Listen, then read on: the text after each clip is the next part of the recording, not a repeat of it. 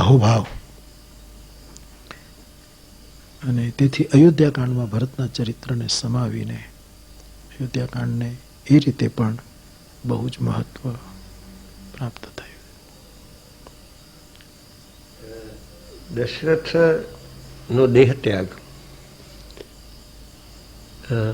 એ પણ બહુ માર્મિક કરુણ પ્રસંગ છે. સોતની રાખી કરહુ મેં કાહા જીહિન પ્રેમ પનું મોર નિભાહ. મારા પ્રેમની જે પ્રતિજ્ઞાનો નિર્વાહ ન કરીશું તે શરીરને રાખીને હું શું કરું. અને લાઘવ પણ તુલસીદાસે જ્યાં જરૂર લાગ્યું ત્યાં શ્રવણકુમારની કથા એમણે થોડી પંક્તિઓમાં જ કહી દીધી અને એ રીતે એનું એ જે શાપ મોચનની વાત સ્વીકારી લીધી. એક બાપુ આ સુમંતનું પાત્ર છે. આજના સંદર્ભમાં આપણે શોધવા જઈએ આવા માણસો તો કેટલી મોટી જવાબદારી આ મંત્રી એ સંભાળે છે. એટલે રાજા, યુવરાજ, મંત્રી, ભરત જેવો ભાઈ અને માતાઓ, કૌશલ્યાનું ચરિત્ર. કૌશલ્યા અને યશોદા આ દેશને આ જે બે માતાઓ મળી છે. તો અનેક રીતે આ સમૃદ્ધ આપણે સાંભળ્યા જ કરીએ એમ મન થાય. આ જે રચના રીતિ તુલસીદાસે પસંદ કરી, ચોપાઈ અને દોહા.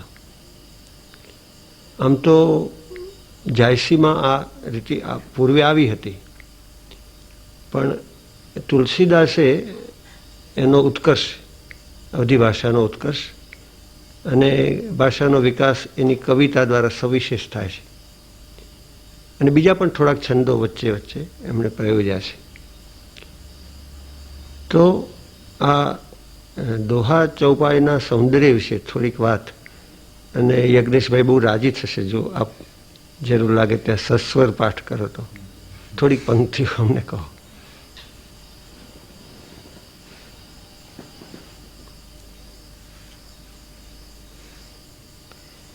પછી ગાઉં. છંદ સોરઠા સુંદર દોહા. કેટલી કાળજી લીધી છે તુલસીદાસજીએ. એણે છંદને, સોરઠાને, દોહાને કમલ કીધા છે, કમલના ફૂલ.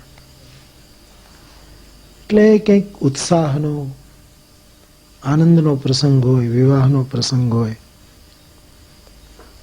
એટલે બહુ છંદ લખવા માંડે. હરિગીતિકા આવ્યા જ કરે ને એ પૂરો થાય એટલે સોરઠો આવે. કોઈએ પૂછ્યું કે આ પ્રસંગે આમ કેમ કહ્યું, ત્યારે એણે કહ્યું કે મારી પાસે બીજા કયા ફૂલ છે, હું આ જ રીતે કમળના ફૂલોથી એને વધાવી શકું. છંદ સોરઠા સુંદર દોહા. ચોપાઈ તો ચાર પાયનો ખાટલો છે. શ્રમિત ને વિશ્રામનું એક સાધન છે. તુલસી કહે છે બુદ્ધ વિશ્રામ સકલ જનરંજની. બુદ્ધિશાળી વ્યક્તિ બહુ ચિંતન કરીને, વિચાર કરીને થાકી જાય અને પછી રામાયણમાં આવે તો ત્યાં એને વિશ્રામ મળે. એ ચારપાઈ ઉપર સૂવે અને પછી ખાલી થોડી વાર આપણે વિશ્રામ કરતા હોઈએ અને જેને ઘરે આપણે રોકાયો હોય ત્યાં વિશ્રામ કરે. પછી ઘરની વ્યક્તિ એમ કહે કે ભેંસ દોવાઈ ગઈ છે. એ જે દોહવાની પ્રક્રિયા છે એ દોહા છે. ગાય દોહાઈ ગઈ છે, હવે તમે થોડું દૂધ પીવો, થોડોક એ રીતે પુષ્ટ કરવાનો પ્રયાસ છે. સોરઠા એ તો દૂધને જમાવી દીધું છે અને દહીં આપવાની વાત છે. અને શ્લોકો એ ઘી છે, ઘૃત છે, નવનીત છે. એટલે જેણે અનુભવ કર્યો છે અને હું મારી જાતને રાખીને બહુ સ્પષ્ટ કહું તો કોઈ એને સ્વીકારે ન સ્વીકારે એ કોઈ પણ જાતની પરવાહ કર્યા વગર કહું તો. કારણ કે ઘણી વખત લોકો શું માનશે એનું ધ્યાન રાખવામાં આપણે બહુ જ બુદ્ધિપૂર્વક એને સંભાળવું પડતું હોય છે. પણ મને મજબૂર સાહેબની એક પંક્તિ યાદ આવે છે. કીધી છે તો એક જ પંક્તિ, અજમેરમાં રહે છે. મજબૂર એનું તખલ્લુસ છે. હમણાં હું એની ખબર પૂછવા ગયો, બહુ વર્ષો પહેલા અહીંયા આવેલા. મને કહે બાપુ બીજું કંઈ નહીં, એક પંક્તિ આવી છે એટલું જ કહી દઉં. શું કે સબસે બડા રોગ ક્યાં કહેંગે લોગ. દુનિયામાં મોટામાં મોટો રોગ એ છે કે મારા માટે લોકો શું કહેશે, એ શું માનશે, એ શું કહેશે. એના જેવો કોઈ મોટો રોગ નથી. એમાં જ માણસ ડિપ્રેશન અનુભવે, એમાં જ લઘુતા ગ્રંથિથી પીડાય, એમાં ખબર નહીં કેટલું કેટલું થાય. પણ મારે બહુ સ્પષ્ટ અભિપ્રાય આપવો હોય તો હું એમ કહી શકું મારા અનુભવ ઉપરથી કે ચોપાઈઓ કેવલ કવિતાની પંક્તિ નથી. કવિતા તો છે જ, પણ મંત્ર છે. એ ખાલી અતિશયોક્તિ નથી કરતો, અથવા તો રામાયણ લઈને બેઠો છું એટલે એનો મહિમા ગાન નથી કરતો. અને તેથી મેં અનેક વાર કહ્યું છે કે રામચરિત માનસ એ મહાકાવ્ય છે, એમ વિદ્વાનો એના અભ્યાસીઓ કહે છે. એ વાતને સ્વીકારીને એનો આનંદ અનુભવીને હું એમ કહું છું કે એ મહાકાવ્ય માત્ર નથી, મહામંત્ર છે. તેથી એની ચોપાઈઓ કોઈ વેદ મંત્ર દ્વારા યજ્ઞ કરે અને જે શાંતિ અનુભવાતી હશે. યાતે રુદ્ર શિવા તનુર ઘોરા પાપ કાશિની તયા નસ્તનુવા સંતમયા ગિરિશંતા વિચાકશી. રુદ્રીમાંથી કે ગમે ત્યાંથી કોઈ મંત્ર લઈ એવો જ અનુભવ મેં કર્યો છે કે માણસની ચોપાઈ દ્વારા, માણસના કોઈ દોહા દ્વારા આ થઈ શકે છે. એટલે એ ચોપાઈઓ. અને પછી તો એવું છે કે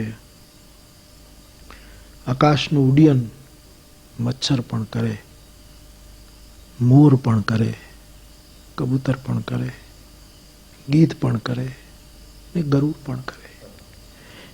નભ ઉડાહી નહીં પાવહી અંતા, જેમ આકાશનો.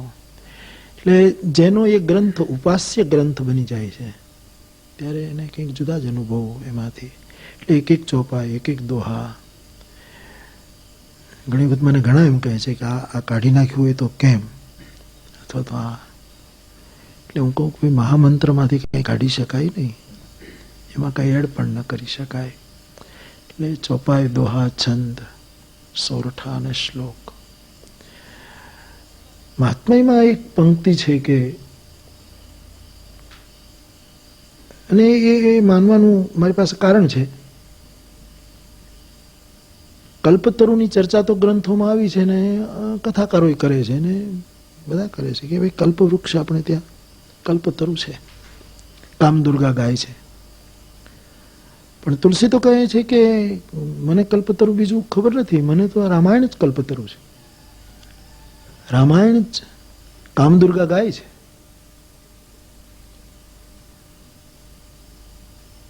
હવે કલ્પતરુ હોય તો પછી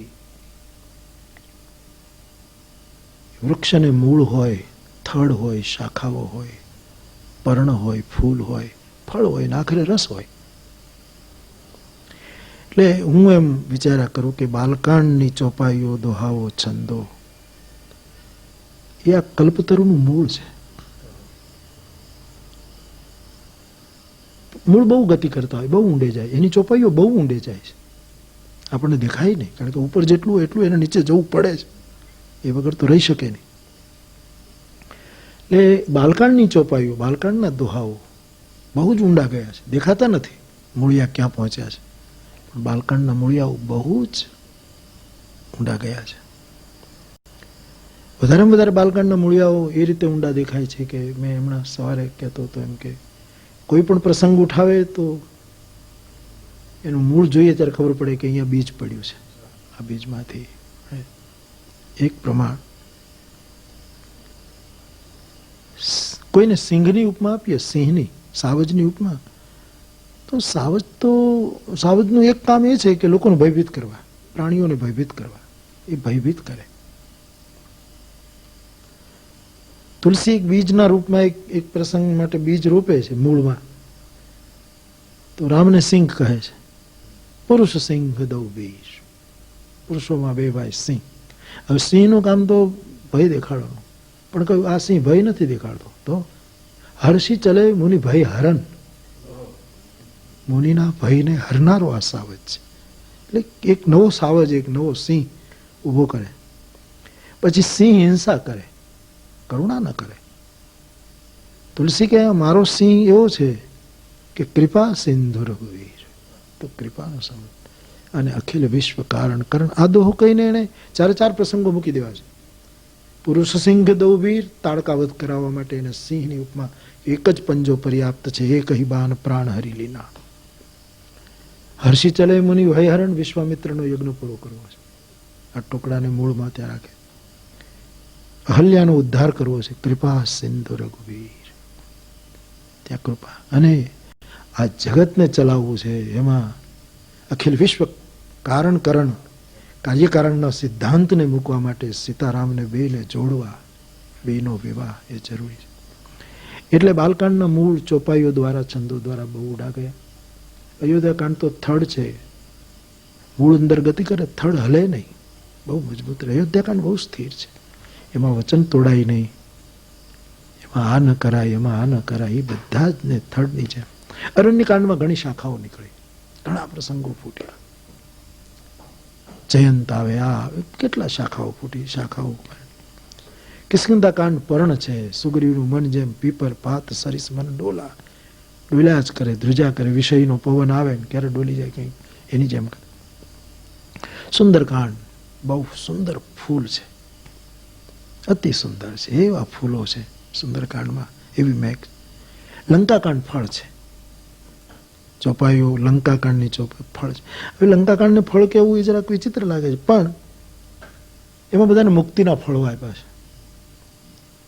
જે મર્યા બધા મુક્ત થયા છે. મુક્તિનું ફળ મોટામાં મોટું ફળ, જો દાયક ફળ ચારી, મોટા મોટું ફળ જે મોક્ષનું છે એ બધાનું. અને ઉત્તરકાંડ એ ફળનો રસ છે. એટલે માનસની ચોપાઈઓ, છંદો, સોઠાઓ, દોહાઓ ક્યાંક મૂળ બનીને, ક્યાંક થડ બનીને, ક્યાંક શાખાઓ બનીને, ક્યાંક પર્ણ બનીને, ફૂલ અને ફળ બનીને રસ સુધી યાત્રા કરે છે. બે ત્રણ ચોપાઈઓ ગાઈ દો.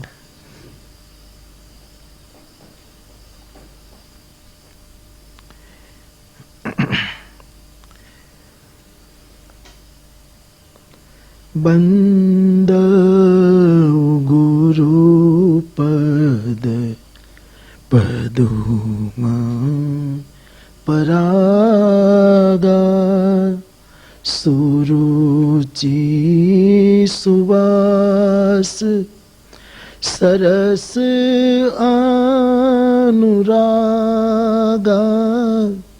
બંદ ગુરુપદ પદુમાં પરાગા જબ તે રામ ब्याही घर आए जब ते राम ब्याही घर आए नित नव मंगल मोद बधाए एक बार चूनी कुसुम सुहाए निज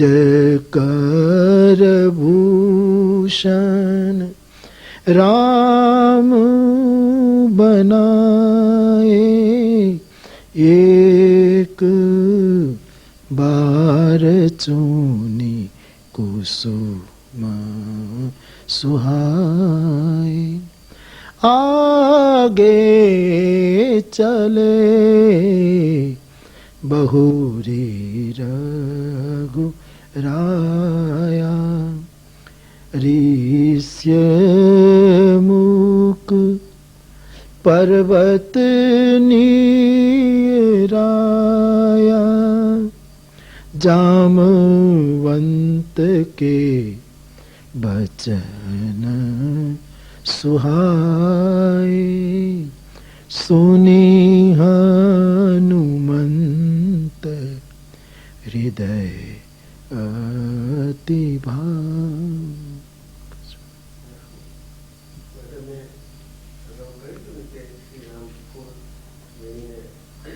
હા, અને જે લાવો અમને મળે છે અસ્મિતા પર્વ નિમિત્તે એ સુંદરકાંડના પાઠનો. પહેલા હનુમાન ચાલીસાનો પાઠ થાય, હરીશભાઈ એકાદ ભજન ગાય, અને પણ બાપુ જરા એ કલાકારોને જરા કહેજો કે જરા ગતિ અમારા જેવા માટે, એમના માટે તો ગતિ સ્વાભાવિક છે, પણ સુંદરકાંડના પાઠમાં જરા ગતિ વધારે આવી જાય છે.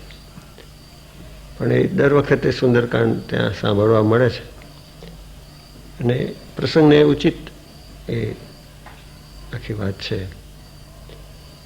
હવે જે તુલસીદાસનું દર્શન એની થોડીક વાત કરીએ તો માધવભાઈ પણ રામાનુજ છે અને યજ્ઞેશ પણ દવે છે ને બધા જ જાણે છે. આમ તો જે ભક્તિયુગ પૂર્વે યોગનું મહત્વ હતું અને વિવિધ પ્રકારની સાધનાનું મહત્વ હતું. પછી ભક્તિકાળમાં લોકોને સહજ રીતે ઈશ્વર આરાધના કરવાનું ફાવે એ રીતે ઈશ્વરના સ્વરૂપોનું સંકીર્તન થયું. અને એમાં જે બે શાખાઓ, કૃષ્ણ ઉપાસના અને રામ ઉપાસના, એક જ્ઞાન માર્ગી અને પ્રેમ માર્ગી શાખા, એમાં કબીર અને જાયસી આવે છે. પણ સુર અને તુલસી એમણે આ બે ચરિત્ર દ્વારા લોકોને આનંદ પણ આપ્યો અને ભક્તિભાવ જગ્યો. હવે પ્રશ્ન આ છે કે સાકારની ઉપાસના દ્વારા ઈશ્વર પ્રાપ્તિમાં, આપ તો બહુ ખુલ્લા છો, છતાં આ પ્રશ્નની રીતે પૂછું છું કે નિરાકાર નિર્ગુણની ઉપાસના દ્વારા ઈશ્વર પ્રાપ્તિ, એમાં કયો માર્ગ આપ પસંદ કરો?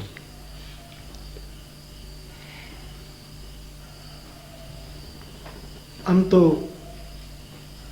કોઈ પણ વ્યક્તિ ક્યાંય પહોંચવા માટે સરળ માર્ગ પસંદ કરે કે સરળતાથી કેમ પહોંચે. પણ અહીંયા મારા માટે થોડુંક જુદું છે કે મેં સરળ માર્ગ જ પકડવો જોઈએ, પણ કઠિન માર્ગ પકડ્યો છે. અને તે નિરાકાર કરતા સાકારનો માર્ગ કઠિન છે. નિરાકાર બહુ સરળ છે. થોડાક અભ્યાસ પછી નિરાકાર માર્ગ આત્મસાત અઘરો નથી. કે ગગન સદૃશ છે, એ વ્યાપક છે, પણ એને એક વિગ્રહમાં જોઈને એને ભજવો,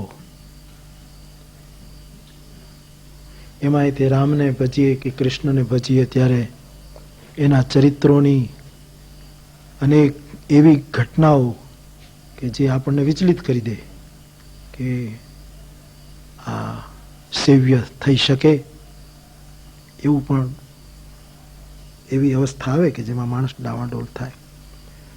એટલે નિરાકાર અને સાકારમાં સાકાર જ કઠિન છે. નિર્ગુણ અને સગુણમાં સગુણ માર્ગ જ કઠિન છે. એમાં બહુ જ સાવધાનીથી ચાલવું પડે. એટલે મારી પસંદગી સાકાર દ્વારા નિર્ગુણમાં જવાની.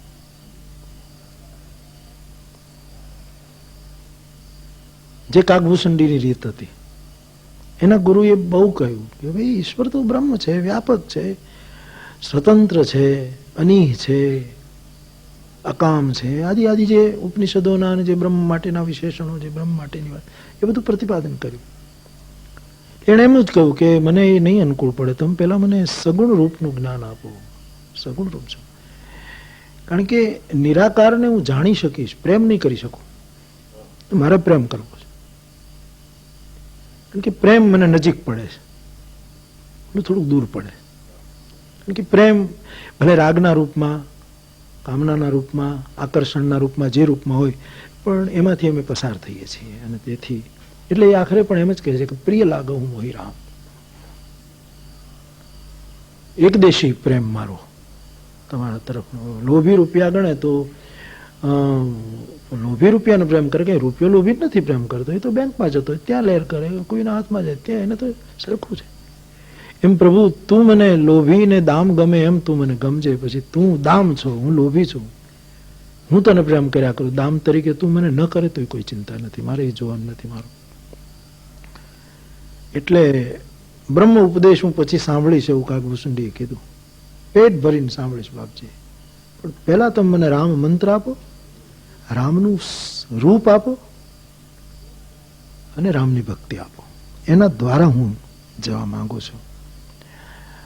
એટલે હું પણ એ જ માર્ગ, અને આમ કઠિન માર્ગ છે સાકારની ઉપાસના. અને જેમ કોઈ પણ ચિત્ર જોઈએ ને, સ્વાભાવિક ચિત્ર આપણા હૃદયમાં બેસી જાય છે, પછી સારું કે ખરાબ પછી એને કાઢવું મુશ્કેલ પડે છે. ઘણા ખરાબ ચિત્રો એ હૃદયમાં આવી જાય, પછી આપણે એને ભૂલાવવાની. તો માણસ થોડો પ્રયાસ કરે તો પ્રભુનું સાકાર રૂપ પણ હૃદયમાં બહુ સારી રીતે આવી શકે.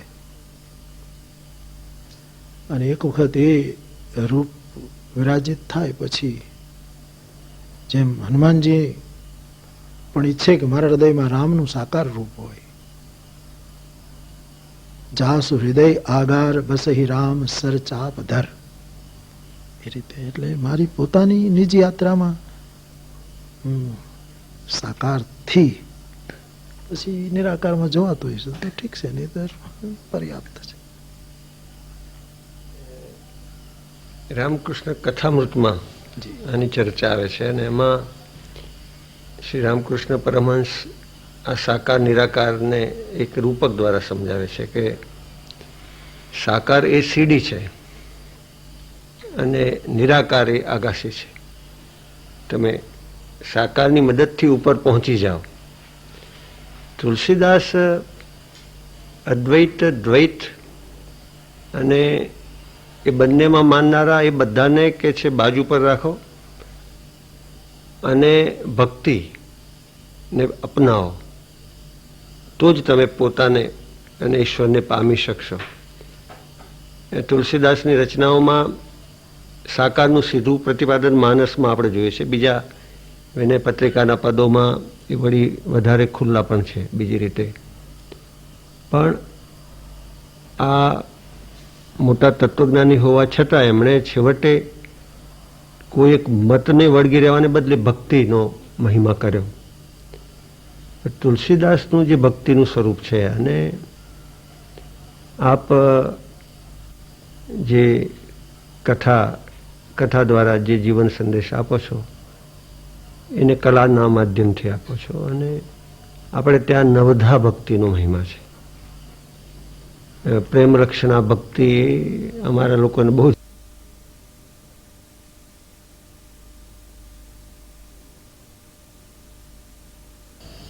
જે બિંદુ ઉપર આપ ભાર મૂકતા હો એ સાંભળવાની જિજ્ઞાસા છે. ભાગવતની નવધા ભક્તિની નવ વિધાઓ અને માનસની એ પણ નવ, એ બંનેનું દર્શન કરીએ ત્યારે ત્યાં પ્રહલાદ પાસે બોલાવ્યું છે, શ્રવણમ કીર્તનમ વિષ્ણુ સ્મરણમ પાદ સેવનમ અર્ચનમ વંદનમ દાસ્યમ સખ્યમ આત્મનિવેદનમ. તુલસીદાસજીને કોઈએ કહ્યું કે ભાગવતની ભક્તિ અને આ તમારી જે ભક્તિની વિધાઓ છે એ બંને બરાબર, પણ જુદા પડો છો તો તેથી શું? તો એનો જવાબ એક જ છે, એના શબ્દોમાં, કે ભાગવતની જે ભક્તિ છે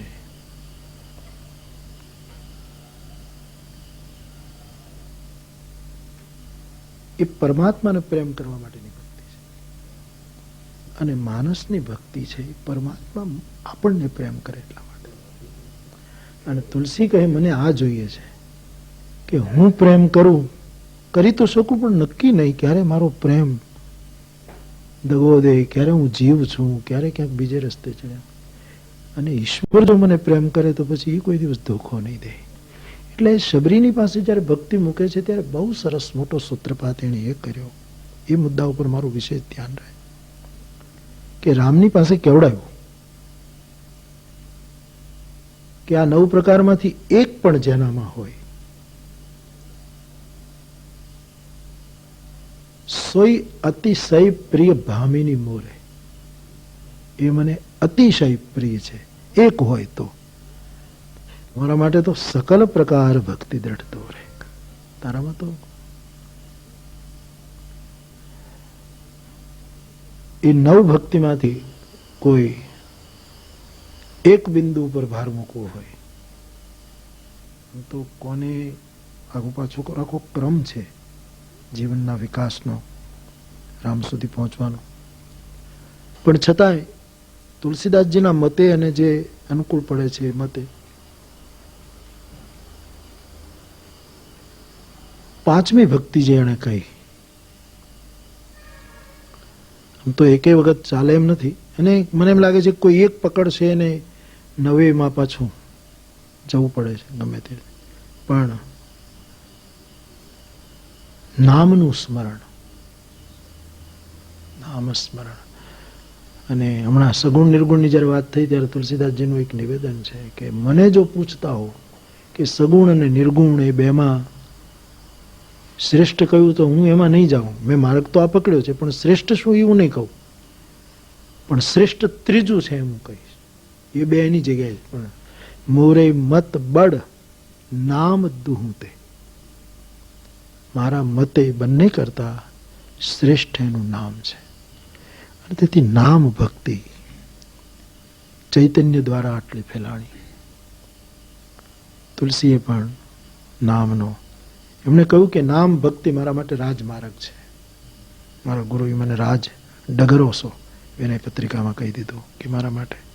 એટલે અત્યારના કાળ પ્રમાણે સર્વસામાન્ય માણસ માટે એ યાત્રા માટે નામ ભક્તિ અતિ સરળ અને એ વધારે આકર્ષિત કર્યો. અને રામચરિતમાનસ પૂરું કર્યું ત્યારે કહ્યું છે કે યહ કલિકાલન સાધન દૂજા જોગ જગ્ય જપ તપ વ્રત પૂજા રામ હિ સુમિરય ગાય રામ હિ સંતત સુનિય રામ ગુણગ્રામ હિ. એટલે મારા જેવા શઠને પણ નામે જ તાર્યો છે એવું કહીને, એટલે એ મુદ્દા ઉપર વધારે, કારણ કે સત્સંગ દુર્લભ છે શંકરાચાર્યની દ્રષ્ટિમાં, ત્રીજું દુર્લભ સ્થાન છે. મહાપુરુષ સંશ્રય, એ તો વિવેક ચુડામણીના આરંભમાં જે કહ્યું કે 3 વસ્તુ દુર્લભ, મનુષ્યત્વ, મુમુક્ષુત્વ અને મહાપુરુષનો સત્સંગ તો બહુ જ દુર્લભ છે.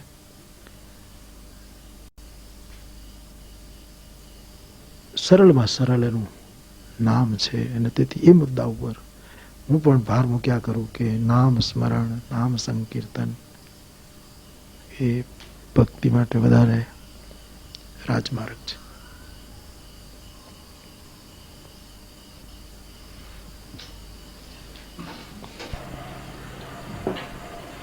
આપણા મનુદાદા જેમને નિર્ગુણિયા સંતો કહેતા, જ્ઞાનમાર્ગી સંતો, એ બહુ સમૃદ્ધ પરંપરા ગુજરાતી કવિતાની છે. મુખ્ય ભાર આત્મજ્ઞાન ઉપર અને સાચા વર્તન ઉપર, કહેણી કરણીમાં ભેદ નહીં તે. એવો એક સંપ્રદાય આ સ્વામિનારાયણ સંપ્રદાય, એમણે આ વિશિષ્ટાદ્વૈત અને એમાં પછી કેટલાક નવ્ય વિશિષ્ટાદ્વૈત કહીને અગાઉ જે જીવ, માયા, ઈશ્વર આ ત્રણ શબ્દોથી સંબંધ સમજાવતા હતા એને સ્વામિનારાયણ સંપ્રદાયના અભ્યાસીઓ 5 શબ્દોથી સમજાવે છે. જીવ, ઈશ્વર, પછી માયા મૂકે. જીવ, ઈશ્વર, માયા, બ્રહ્મ, પરબ્રહ્મ. અને પરબ્રહ્મ તો એના સ્થાને છે, એના સ્થાને રહીને પણ અહીં કામ કરે છે. પણ જે બ્રહ્મ છે તે ગુરુ દ્વારા પ્રગટ થાય એટલે ગુરુહરિ એમ કે છે. એટલે ક્યારેક કોઈ ગુરુ માટે પ્રગટ બ્રહ્મ સ્વરૂપ એમ શબ્દ પ્રયોગ કરે છે. તો એક આ પરંપરામાં રહેલ 3 શબ્દો, જીવ, માયા, ઈશ્વર. બીજી બાજુ જીવ, ઈશ્વર, માયા, બ્રહ્મ, પરબ્રહ્મ. તો આ સંબંધને સમજાવવા માટે આપ કયા શબ્દો પસંદ કરો?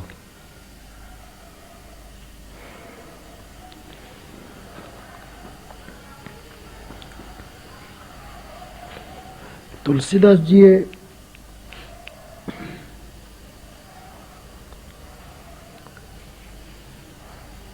જીવને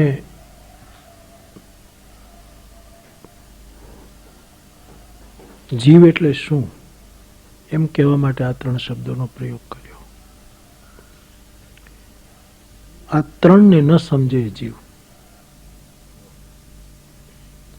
માયા ઈશ ન આપો કા જાની કહીયો સો જીવ. જે માયા તત્વ શું છે, આ સપનું છે, શું છે, શું છે, માયા માટે જે કહેવાતું એને જે નથી જાણ, પોતે એટલે હું જીવ કોણ છું, કોહમ, એનું જેને જ્ઞાન નથી, એને ઈશ્વરને નથી જાણતો, આ 3ને નથી જાણતો, એ જીવાત્મા. અને બંધ મોક્ષ પ્રદ સર્વ પર માયા પ્રેરક શિવ, માયાને પણ પ્રેરિત કરનારું જે તત્વ છે એ બ્રહ્મ, પરબ્રહ્મ, એ રીતે મૂકે છે.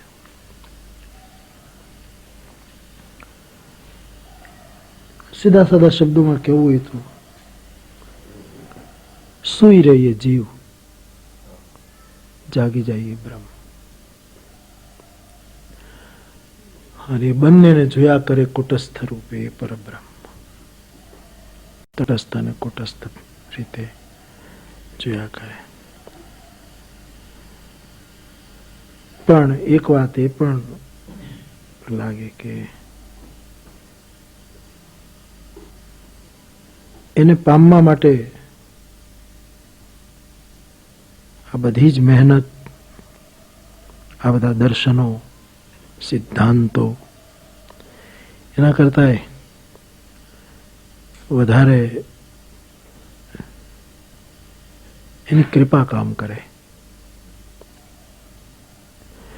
દેવકીનું દ્રષ્ટાંત લઈએ તો કેટલા જન્મ જાગી ત્યારે બ્રહ્મ મળ્યો અને યશોદાને જ્યાં સૂતા સૂતા મળી ગયો.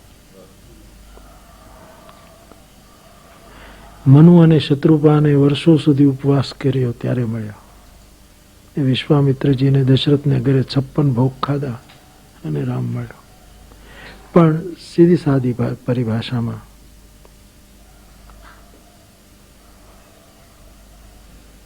જાગૃતિ નથી આવી.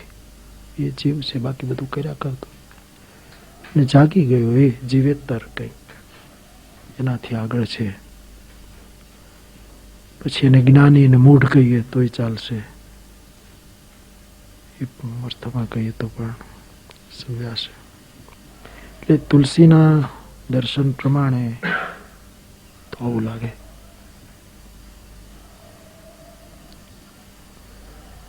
અને એને ઊંઘમાંથી જાગતો કરનાર, ભ્રમમાંથી બ્રહ્મમાં પરિવર્તિત કરનાર, એવું એક જે પરિબળ છે એ છે સદગુરુ. એ તત્વ છે, સદગુરુ છે કે જે બ્રહ્મમાંથી બ્રહ્મમાં સ્થાપિત કરી દે. અને કબીરના કહેવા પ્રમાણે दुल्हा दुल्हन मिल गए फीकी पड़ी बारात, लिखा लिखी की बात नहीं, ये દેખા દેખી की बात. એવી રીતે કે જે પછી અંતેથી બે વાત રહી કે ત્યાં પહોંચવા માટે પછી ગુરુનું અતિક્રમણ કરવું, ગુરુ પછી છૂટી જાય.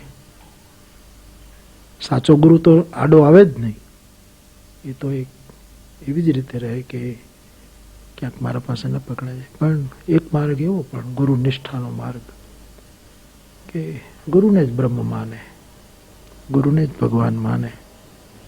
ગુરુ એ જ નરરૂપ હરિ. તુલસી કહે નરરૂપ હરિ, માયા મનુષ્યમ હરિ.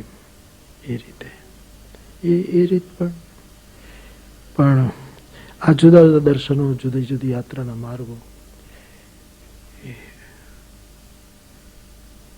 રુચિ ભેદને લીધે જેને જે રાસ આવે એ રીતે લઈ જઈ શકે. કબીરદાસે સદગુરુ વિશે સદગુરુ કી મહિમા અનંત, અનંત કિયો ઉપકાર, લોચન અનંત ઉઘાડિયા, અનંત દિખાવનહાર. એટલે સાકાર કે નિરાકારની વાત એક બાજુ પર રહે, પણ આપણી પાસે જે પ્રત્યક્ષ છે તે તો ગુરુ છે. અને તેથી ગુરુને સવિશેષ આદર આપવાની પ્રણાલી આ શુદ્ધ વર્તનમાં માનતી જ્ઞાનમાર્ગી કવિતામાં પણ છે. અને જે સાધના સમાધિ સુધી લઈ જાય, એક નિર્વિકલ્પ આનંદ સુધી લઈ જાય, એમાં તો ગુરુ અનિવાર્ય છે. એ કોઈ કસરત નથી કે જે તમે શીખી શકો. આ જે અંદર રહેલું ચૈતન્ય છે એને જગાવવા માટેની જે પ્રક્રિયા છે એમાં ગુરુ નું સાહચર્ય અનિવાર્ય છે. એટલે જ્યારે મોટા સમૂહો કે થોડા જાગૃત લોકો અમુક વ્યક્તિઓને શ્રદ્ધાથી જુએ છે, ત્યારે મધ્યકાળમાં આ થયેલું ગુરુ મહિમાનું ગાન એ આપણને એક જુદા સંદર્ભમાં પણ એ સમજાય છે. મધ્યકાલીન સંતો એમ કહેતા હતા કે દિલમાં દીવો કરો, જાણીતું પદ છે. આપણા ભોગીલાલ ગાંધી થોડો સમય જે માર્ક્સવાદી પણ રહેલા, તું તારા દિલનો દીવો થાને ઓરે ઓ ભાયા. પેલો દીવો અને આ જાતે, પેલો દીવો તો ગુરુની કૃપાથી થઈ શકે એમ હતો, અને આ દીવો પોતે જ પોતાને માટે થવો, એ જે અભિગમ, હા, એ રવિન્દ્રનાથનો અભિગમ. તો હવે થોડાક આપણે ગુજરાતી સાહિત્યમાં જઈએ બાપુ. મનુ દાદા એમને દેહ ત્યાગ આપણે નિર્વાણ શબ્દ વાપર્યો હતો તે દિવસે લોકભારતીમાં. છેલ્લું પ્રવચન એમનું ગયા મહિને ભાવનગરમાં થયું સરસ્વતીચંદ્ર વિશે. હવે ક્યારેક જો આપને સમય એવો મળે તો આપણા ડોલરાય માકડ, જયદેવભાઈના દાદા, એ આવી સાહિત્યિક કૃતિઓ વિશે સપ્તાહો કરવા જોઈએ એવું માનતા હતા. એવી કૃતિ છે સરસ્વતીચંદ્ર પણ. અને જે શંકરાચાર્ય અને રામાનુજાચાર્ય વચ્ચે ભેદ છે કે શંકરાચાર્યએ જગતને મિથ્યા કહ્યું, રામાનુજાચાર્યએ કહ્યું મિથ્યા નહીં, ક્ષણિક છે, મિથ્યા નથી.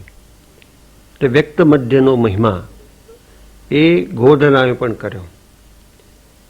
અને આ સંસાર એના સુખ દુઃખ સાથે લેખક જોડાય અને એનો નાયક વિકસે, આધ્યાત્મિક રીતે પણ વિકસે, અને અંતે કલ્યાણ ગ્રામની રચના કરે. એ આખો આલેખ સરસ્વતીચંદ્રનો છે. અને ત્યાંથી માંડીને આપણા દર્શક દાદા એ પણ તત્વજ્ઞાનના મોટા અભ્યાસી રહ્યા છે. પણ રોહિણી સત્યકામના સંબંધમાં જે ભજન ગવડાવ્યું ગિરનાર પાછું, પ્રેમ રસ પાને તું મોરના પીછધર, તત્વનું ટૂંપણું તુચ્છ લાગે.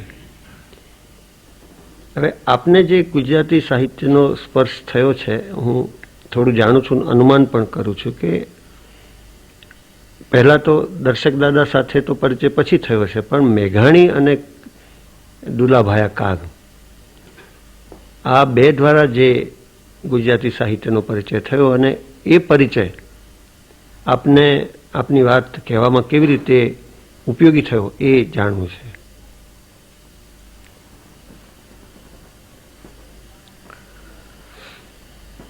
રામચરિતમાનસ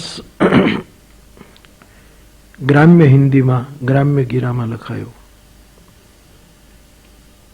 પણ એને પાછા આપણા ગામડા સુધી પહોંચાડવા માટે, એ ગ્રામ્ય ગીરાને આપણી ગ્રામ્ય પ્રજા પહોંચાડવા માટે કાગબાપુના રામાયણ ઉપરના એના સંદર્ભના ભજનો, કારણ કે એમને પણ રામચરિતમાનસ ઉપર આટલો બધો ભાવ, અને બહુ મૂળમાં રામચરિતમાનસ,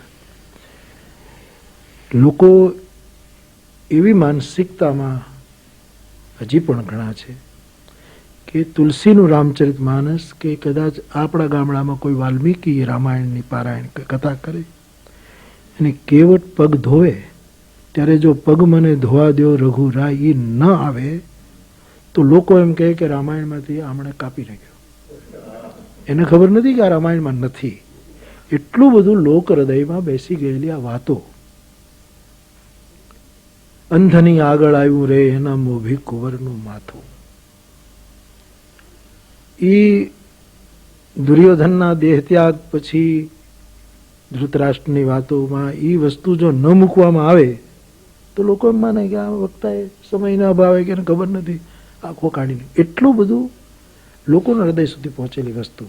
એટલે જે કહેવું છે એ એના સુધી પહોંચાડવા માટે આ વસ્તુ ઉપયોગી થતી. આ વસ્તુ એમાં શૂરવીરતા, દાતારી, માણસાઈ, કુરબાની, આ બધું લોકોને લોકોની ભાષામાં પહોંચાડવા માટે રામાયણ તો ખરું જ, પણ એની સાથે મેઘાણીની વાતો, મેઘાણીની કવિતાઓ, એ બધું પણ ત્યાં લોકો વધારે ને. એટલે મારી દ્રષ્ટિએ આ બધું આ સાહિત્ય, ખાસ કરીને મેઘાણી, ભગત બાપુ, એવા જે કંઈ એ જેમ કોઈ સિદ્ધાંતને દ્રષ્ટાંત દ્વારા પકડાઈ દેવાય છે અતિ સરળતાથી લોકોને, એમ આ સાહિત્ય દ્વારા, તુલસી સાહિત્ય દ્વારા વૈદિક સાહિત્ય પકડાવવું સહેલું પડે. એટલે એ રીતે આ બધા ઉપયોગી થાય. રસને માટે પણ ઉપયોગી થાય. ક્યારેક ક્યારેક રસ સૃષ્ટિ નિર્માણ કરવા માટે પણ આ સાહિત્ય ઉપયોગ થાય. પણ હું કહું કે વધારેમાં વધારે સૌથી પહેલા સાહિત્યનો સ્પર્શ મને થયો હોય તો નરસિંહ, ભગત બાપુ, પછી મેઘાણીને થોડા વાંચ્યા, પછી લોક સાહિત્ય, પછી એ રીતે. પણ પહેલું કોઈ સ્પર્શવું હોય તો નરસિંહ મહેતા સ્પર્શ્યા, પછી મીરાના પદો. કબીર બહુ સ્પર્શે પણ થોડાક મોડા સ્પર્શ્યા. તુલસી તો હતા જ. એટલે એ રીતે આ બધું ઉપયોગી થતું રહ્યું. અને મને એમ લાગે કે મારે જે કહેવું છે, મારે ચોપાઈ, હું તો એના હૃદયમાં ચોપાઈ બેસાડવી છે. ચોપાઈ દ્વારા એના હૃદયમાં બેઠેલા રામને જાગૃત કરવો છે, એને હોકારો દેતો કરવો છે. પણ એના માટે આ બધો, અને આ બધો પ્રયાસ વગર સ્વાભાવિક આવતું ગયું અને એ દ્વારા ચાલ્યું.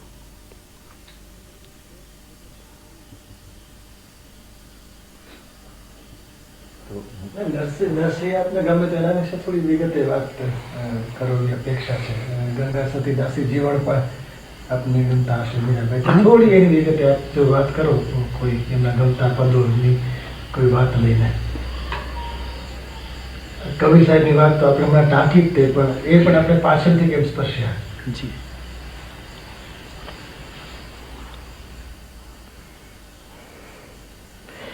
નરસિંહનું દર્શન જે તત્વજ્ઞાન કે વેદાંતની દ્રષ્ટિએ જે એનું છે એ બહુ સ્પષ્ટ છે. એને જે કહેવું છે બહુ આમ પેલું નથી કર્યું, બહુ સ્પષ્ટ એક જ ઘામાં નાખે છે કે ભાઈ મને એમ લાગે છે કે જ્યાં લગી આત્મા તત્વ ચીન્યો નહીં ત્યાં લગી સાધના સર્વ ચૂઠી. એ જે કહેવું છે એક સૂત્રના રૂપમાં આખી વાત. કોઈ પણ સિદ્ધાંતની કે કોઈ પણ સૂત્રની વ્યાખ્યા કરવી તો એકદમ તડને ફળ કરે છે. હું કરું એ જ અજ્ઞાનતા. બસ પતી ગયું, પરિભાષા આપી દીધી.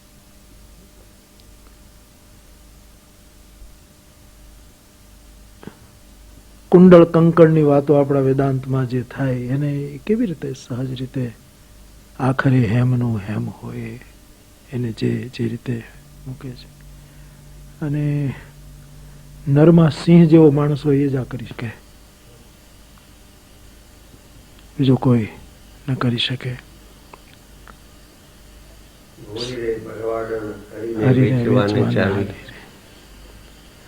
અને છતાંય નરસિંહ મહેતા પાછા માણસના વ્યવહાર જગતને કેટલું માર્ગદર્શન આપે છે કે આપણે આપણા ધર્મ સંભાળવા.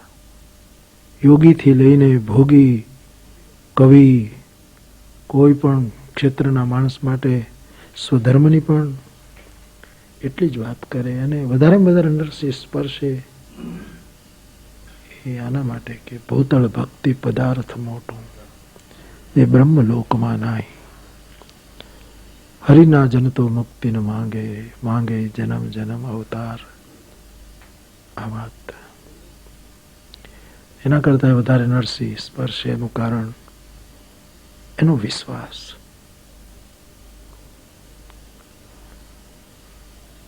આ નહીં થાય તો શું થશે એની જરાય ચિંતા. જેમ શ્રીમદ વલ્લભાચાર્ય ભગવાન કહે કે ચિંતા કોપી ન કાર્ય, એમ એનો જે વિશ્વાસ અને દ્રઢ ભરોસો એ બહુ મદદ કરે. એટલે ગિરનાર તો ત્યાં ઉભો જ હતો, પણ એક હાલતો ચાલતો ગિરનાર ફરતો હતો ત્યાં, અને એ હતો નરસિંહ મહેતો કે જે ગિરનાર સવારમાં રોજ દામાકુંડે નાવા જતો હતો, ઝોલણા ગાતો ગાતો, અને એક હાલતો ચાલતો જે ગિરનાર હતો એ મારી દ્રષ્ટિએ નરસિંહ મહેતો. એક પંક્તિ એવી છે નરસિંહની, શરીર શોધ્યા વિના સાર નહીં સાંપડે, પંડિતા પાર નહીં પામે પોથે. શરીર શોધ્યા વિના યજ્ઞ છે એટલે શરીરની શુદ્ધિ, સમગ્ર અસ્તિત્વ, હા, એની શુદ્ધિ પર ભાર મૂક્યો. જે યોગીઓ પણ અમુક રીતે ભાર મૂકતા હતા કે તમને જે મળેલી મૂડી છે આ શરીરની, એના ઉપર કામ કરીને તમે સાક્ષાત્કાર સુધી જઈ શકો. માત્ર શાસ્ત્ર વચનથી તમે પાર નહીં પામી શકો. બહુ સંકુલતા પણ અપાર છે ને, અને આપે કહ્યું તેમ એટલી સાદગી, એવી પ્રાસાદિકતા પણ એવી છે. અને ખાસ કરીને જે જ્ઞાનના પદો છે ઝૂલણામાં, નિરખને ગગનમાં કે બધા, ઉમાશંકર કહેતા કે આવી તત્વજ્ઞાનની કવિતા કવિતાની કક્ષાએ પહોંચી હોય એવું જવલ્લે જ બન્યું છે. એકવાર નરસિંહ વિશે એટલા વિસ્તારથી એ બોલ્યા હતા, તો એ આપની જે રુચિ છે એટલે એ ક્યારેક એ પણ લાભ, નરસિંહ વિશે વાત કરો આપને એનો લાભ પણ મળે એમ ઈચ્છીએ. પણ ગંગા સતીની વાત થઈ, અને શરીરને શોધ્યા એટલે શુદ્ધિ, કે શરીરની અંદર શોધ કર. શુદ્ધ ને બધાનો અર્થ એક જ છે, શુદ્ધ ધાતુ પરથી બધા બનેલા છે. આપ શું કહે? બીજું આપ ગંગા સતી અને કબીર. ગંગા સતીમાં તો મને વધારેમાં વધારે એ ગમે, એક સાસુ કહે છે ને બહુ સાંભળે છે તત્વજ્ઞાન. જ્યાં મોટે ભાગે તકરાર જ હોય બેયના વચ્ચે, એ બેયની વચ્ચે તત્વજ્ઞાનની સ્થાપના આ સૌરાષ્ટ્રની ભૂમિમાં એક પરિવારના આ બે પાત્રો દ્વારા જે થાય, અને એ પણ કેટલી મોટી ક્યારેક સૂત્રાત્મક વાત કરે છે ગંગા સતી. અભ્યાસ માણસ ખૂબ કરે. ગીતાએ પણ અભ્યાસ શબ્દનો પ્રયોગ કર્યો કે મનને વશ કરવા માટે વૈરાગ્યને અભ્યાસનો તો આશ્રય લે. અભ્યાસ કરવો જોઈએ. વીજળીના ચમકારે મોતી પરો હા. પાનબાઈ. પણ ગંગા સતી કહે કે અભ્યાસ કરતા કરતા અભ્યાસ જાગે, અભ્યાસ પ્રગટ થાય. સૂતેલો અભ્યાસ નહીં, અભ્યાસ જાગૃત થાય. અને અભ્યાસ ખરેખર કરતા કરતા અભ્યાસ જાગે, અભ્યાસ દેખતો થાય. અભ્યાસ જાગ્યા પછી બહુ ભટકવું નહીં પાનભાઈ. અને ભટકવું પછી એને જ્યાં ત્યાં ભટકવું નહીં, એને સ્થિર થઈ જવું. મેળા મંડપ બહુ કરવા નહીં, એ તો છે અધૂરિયાના કામ. હવે ગામડાની સ્ત્રીને મેળા મંડપનું મહત્વ હોય. માંડ વર્ષે જન્માષ્ટમીનો એક મેળો એના નસીબમાં આવતો હોય ને સાસુ માંડ એ દિવસે જવા દેતી હોય.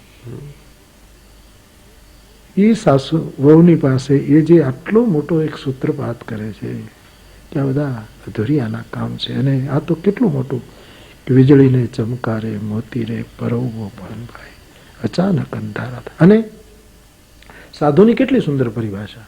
સાધુ સાધુ સાધુ એટલે શું? પણ સાધુની એક જ વસ્તુ કે શીલવંત ઈ સાધુ. બીજા સાધુને તમે નમજો, એક વખત નમી લો એટલે બરાબર, પણ શીલવંત સાધુને વારે વારે નમીએ, જેના બદલે નહીં વર્તમાન. એટલે બહુ જ નજીક પડે એટલે વધારે ગમે. નરસિંહ તો નજીક પડે, મીરા હજી થોડાક દૂર પડે, કબીર વળી એના કરતા દૂર પડે. પણ આમ રાધાની ને મીરાની તુલનામાં મને નગીનદાસ બાપાએ પૂછ્યું ત્યારે મેં કહ્યું હતું કે રાધા ને મીરાની તુલનામાં તમને કોણ ગમે? તો મેં કીધું મને મીરા ગમે વધારે, કારણ કે એ બહુ નજીક પડે છે અમને. કાળની દ્રષ્ટિએ નજીક છે, દેશની દ્રષ્ટિએ નજીક છે, ભાષાની દ્રષ્ટિએ નજીક છે, દર્શનની દ્રષ્ટિએ નજીક છે. રાધા તો બહુ દૂર પડે, આહલાદીની શક્તિ ને કેટલું કેટલું મોટું ક્યાં સુધી. એટલે ગંગા સતી, પાનબાઈ, નરસિંહ મહેતા આ બધા આપણને નજીક પડે. દાસી જીવણ, આ બધા આપણી આખી સાહિબ પરંપરા ને કોઈ બધા પદોથી પરિચિત પણ નથી, પણ ક્યારેક ક્યારેક બહુ પ્રાચીન પદ સાંભળું છું ત્યારે લીન થઈ જવાય કે શું આ લોકો વાતો કરે, ક્યાં સુધીની વાતો. થોડીક સમાજ રચના અને રાજનીતિની વાત કરીએ. તુલસીદાસે રાજાને સૂર્ય સાથે સરખાવ્યો છે કે રાજા કેવો હોય? ભૂપ ભાનુસો હોય. જી. તો સૂર્ય એક જ જગ્યાએથી બધું ઉઠાવી લેતો નથી, અલગ અલગ જગ્યાએથી લે છે ને એનું વિતરણ સમાન ભાવે કરે છે. એટલે આજની સમાજ રચના એમાં જે આર્થિક વ્યવસ્થાઓ રાજ્ય દ્વારા થાય છે તે એના વિશેનો એક પ્રશ્ન. અને બીજો પ્રશ્ન કે સામાન્ય મનુષ્ય માટે દરેક સંતને હોય તેમ આપને પણ અસીમ કૃપા છે અને એના માટે જે કંઈ થઈ શકે તે કરો છો. ગાંધીજી એમની રીતે આના રસ્તા શોધતા હતા, આંબેડકર એમની રીતે રસ્તા શોધતા હતા. વિરોધ કરતા બંનેમાં સામ્ય વધારે છે, પણ અત્યારનું રાજકારણ એને વિરોધની રીતે મૂકે છે. આપણે આ અનામત વ્યવસ્થા સ્વીકારી અને શક્ય છે થોડોક લાભ પણ થયો હોય, પણ પછી મત માટે એનો જે ઉપયોગ થાય છે તે, અને આર્થિક વ્યવહારોમાં પણ સત્તાનું એક કેન્દ્રીકરણ. ગાંધીજી તો વિકેન્દ્રિત ગામડું પણ ઈચ્છતા હતા, ગ્રામ સ્વરાજની વાત કરતા હતા. તો આજે સામાજિક આર્થિક વ્યવસ્થા એને વિશે આપના અભિપ્રાયો પ્રગટ થતા જ રહ્યા છે અને ક્યારેક એમાં હાસ્યરસ પણ અનાયાસ આવે છે. તો એ વિશે પણ થોડી વાત કરો તો સારું.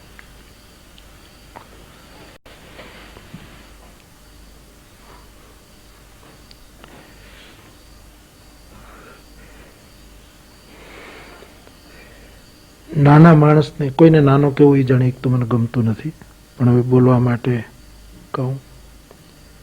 કે અમુક વર્ગને ગોળ દેખાડીને લલચાવવો એના કરતા ગળે લગાડીને એને ઊંચો લાવવો એ રીત વધારે પરિણામદાયી નીવડે. કંઈક પ્રલોભનો દેખાડીને, કંઈક રમકડા દેખાડીને એને લલચાવવો, ત્યારે અત્યારે ગળે લગાડવા કોઈ તૈયાર નથી. ખાલી કંઈક બતાવવું છે. ગોદમાં કોઈ બેસાડવા તૈયાર નથી. એના દ્વારા બધાને ગાદી ઉપર બેસવો છે.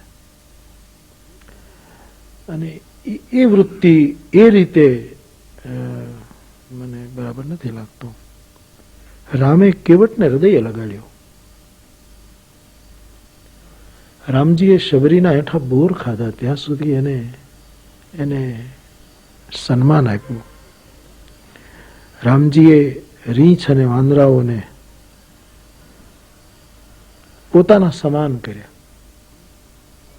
પ્રભુ તરુ તર્ક કપી ડાર પર તે કિયા આપો સમાન. સાહિબ સીતાનાથ કો સાહિબ શીલ નિધાન. એટલે સામાજિક ઉત્કર્ષ આ રીતે વધારે ફળદાયી થાય. બીજી રીતે બધાને લાભ થાય તો જરૂર થાય, એની ના નહીં, પણ અમુક હેતુ, અને એ પણ બિલકુલ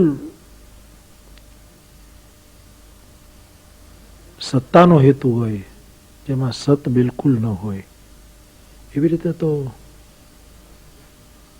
એટલે જ આપણે કદાચ એનું હજી બધું પરિણામ નથી આપણે મેળવી શક્યા. અને ક્યારેક ક્યારેક તો વિકૃત સ્વરૂપો દેખાય છે. આના બધા કંઈક જુદી રીતના સ્વરૂપો દેખાય છે ને એ વિચારો કંઈક જુદી રીતે પ્રગટે છે, જુદી રીતે પછી અનર્થકારી સિદ્ધ થાય છે. એટલે સામાજિક ઉત્કર્ષ માટે મેં તો એનો પ્રયોગ પણ કરેલો મહુવાની કથામાં, કે જે સમાજમાં સરકાર તો આવું બધું કરી શકે કે આ લાભ આપીએ, આ આપીએ કરી શકે. આપણે તો બીજું શું કરી શકીએ? રાજપીઠ જે કરી શકે, રાજગાદી જે કરે પોતાની રીતે, પણ વ્યાસગાદી જે કરી શકે એ કરવાનો મારો વિનમ્ર પ્રયાસ ખરો. અને તે મેં ખુલ્લામાં આહવાન કરેલું કે આ સભામાં જેટલા હરિજન ભાઈ બહેનો બેઠા હોય એ આરતી ઉતારવા આવે મહુવાની કથામાં. અને ત્યારે જે પૂજા કરાવતા હતા એ અમારા આ વિસ્તારના કાશીમાં ભણેલા સર્વશ્રેષ્ઠ પંડિત અને કર્મકાંડી. હવે મને એમ હતું કે આ મને કરવા દેશે કે કેમ આટલા લોકોમાં, 1 લાખ માણસોમાં આ મારો પ્રયોગ સફળ થશે કે કેમ. પણ મારે સાહસિક કદમ લેવું હતું કે રામજીએ જે કર્યું એમાંથી થોડું ઘણું આજના દેશકાળ પ્રમાણે મારે કરવું જોઈએ. એ રીતે મેં કર્યું. તો એના બહુ સારા. અને પછી તો એ હરિજનભાઈઓ અત્યારે જે એ પણ નથી કહેવું, દલિત કહેવું પડે શબ્દ જે કહે, એની મેં 2 જગ્યાએ કથા કરી. એક તો કચ્છમાં સરલી ગામે, આખું ગામ હરિજનભાઈઓ, એમને જ મેં કથા આપી. અને એક દ્રષ્ટાંત બેસાડવા માટે મેં કહ્યું કે 9 દિવસ તમારી દીકરી મારો ગંગાજળનો રોટલો બનાવે હું ખાઉં. અને મેં ખાધો. એટલે આવા પ્રયોગો દ્વારા મને એમ લાગે છે કે સામાજિક વ્યવસ્થા રહેવી જોઈએ, પણ જે ભેદો ઊભા થયા, ભેદમાંથી જે સંઘર્ષો ઊભા થયા, એને ખાળવાનું એક સારું પેલું થયું. એવું જ મેં આપણે બળવા સાહેબ નાંદરખી એની પંજાબાઈ, એમને ત્યાં એમની બહુ માંગણી હતી કે મારી કથા કરું. મેં એની તે કથા કરી. વાઘરી ભાઈઓની વચ્ચે કરી. હજી વાઘરી ભાઈઓને મારે કોઈ નદીના પટમાં જ્યાં એના વાડા હોય ત્યાં કથા કરવી છે.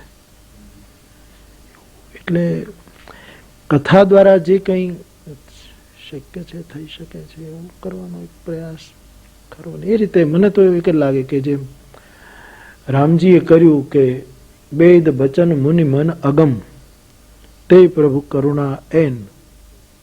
વેદના વાક્યોને અગમ, મુનિઓના મનને અગમ એવા ભગવાન બચન કિરાતન કે સુનત જેમી પીતું બાલક બેન. એ ભીલોને બિલકુલ પતિત, બિલકુલ પડી ગયેલા ઉપેક્ષિત એ લોકોને જેમ બાપ દીકરાની વાત સાંભળે એમ. મેં તો મારા ગામના હરિજનવાસમાં જોયું કે એના ઘરે કોઈ મરણ થાય ને હું એના ઘરે જઈને બેસી જાઉં, એના ખભા ઉપર હાથ મૂકીને પૂછું, ત્યારે એ એટલું એનું દુઃખ ભૂલે છે કે એની સ્થિતિ જે છે એ ભૂલી જાય છે. એટલે આ એક માર્ગ મને વધારે અનુકૂળ પડે છે કે એ રીતે સમાજમાં બધું ઊંચું લાવી શકાય.